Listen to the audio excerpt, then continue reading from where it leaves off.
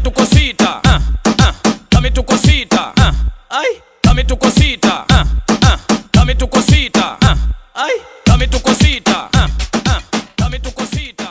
जुगलू, एक सवाल का जवाब बताएं, ये आईपीएल का मतलब क्या है? इंडिया ते लानत, वो कहाँ से? पीएसएल मतलब पाकिस्तान तो लानत।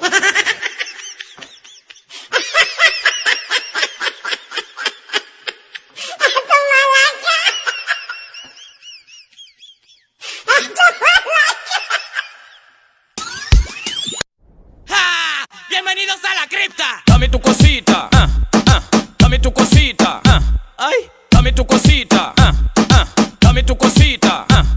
दोस्त तैनूं इतलाह देनी है पई, चाइना तो मैकअप का समान आमना बंद हो गया है पिया, जिहदी वजह तो कोरोना वायरस तो बाद एक वायरस होर आ गई है जिहदा नाम है ड्रोना वायरस।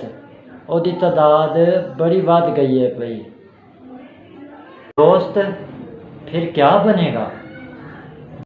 मुड़ ये उसी तैनूं ते अपने जिन्ने भी यार दोस्त हैं पै, उन्होंने मैं ये आखना चाहना, लड़कियां नूं वेखण तो परहेज करो, क्योंकि उन्होंने वेखण नाल साडे दिल नूं अटैक भी हो सकता है पिया।